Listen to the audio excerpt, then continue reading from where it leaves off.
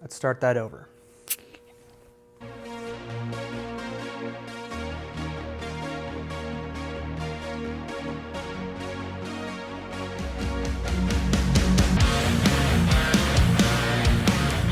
Good evening, everyone.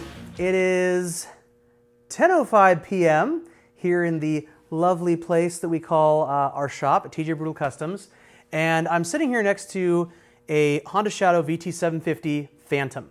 And the reason I'm here late at night is A, because I fucking love what I do, and B, I'm really excited to share some cool stuff with you guys. So right off the bat, I know you guys are looking at these going, what? I've been waiting for those. So we've been making the backdraft exhaust for a while now, and everybody has been asking for it for multiple different models, but I've finally gotten all the design worked out for the Phantom. And the issue is this plastic beauty cover case here. By the way, cheers everybody. If you're all having a beer watching this, cheers to you. Drinking a little Miller High Life. My brother's favorite, actually. Let me let my whistle. Oh yes.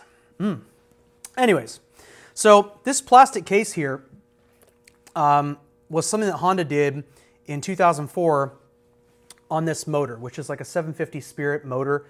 They changed up a lot of cosmetic stuff. One of the things they changed, which is kind of crappy, is this plastic thing here, which made our previous backdraft exhaust not fit the bike. So I had to redesign a whole new set that came up over the top of this because the previous backdraft exhaust run into here and then this pipe wouldn't fit. It was chaos. So spent a lot of time massaging the details, but we got everything right. These pipes are nice and parallel. Everything is super close to the bike. It's hard to see from that perspective, but when you look over the top, you'll see that this pipe is almost right over the top of this case. That's keeping your leg away from all the heat and everything. So they are open pipes. They're going to be available in natural steel finish and Cerakote satin black. And the Cerakote is awesome because it prolongs the life of the pipes. It's an extremely durable coating. And it looks freaking badass. So why wouldn't you want it? The Phantom has been kind of fun to work on for me, especially because it's one of the first bikes I've worked on that has EFI, or actually Honda's version is called PGM FI. It's electronic fuel injection. And you can see the velocity stack up here on the intake. When I originally got this bike, this was the first part I made for it, along with the pair plates, which block off the passive air induction recirculation, three-handled moss-covered family credenza. Credenza or credenza? That's stuck up in here. So doing all that stuff, there was no mapping on the motor. There was no actual map controller, if you will, like a DynoJet makes a couple of them. There's a couple other companies. It had some massive gross exhaust on it. And I put this on and wanted to see how the EFI system would actually respond to just changing the intake. Because on a carbureted bike, if you change your intake or exhaust, you absolutely 100% must rejet. There's no questions about it. You have to rejet. If you don't, you are going to probably be doing some sort of harm to your motor. But one of the benefits of EFI is it's a computer-controlled program, and it can sense what's going on with the intake and exhaust before you have to put your fingers in there and do a bunch of shit. So putting just the stack on with those big Cobra pipes, I think they were, it took about 15-20 minutes, 2-3 different rides, went around the block a couple times, and you could feel it starting to change the way it would accelerate or decelerate all the way around. So then I took it out on a long road, opened it wide up, and it was amazing.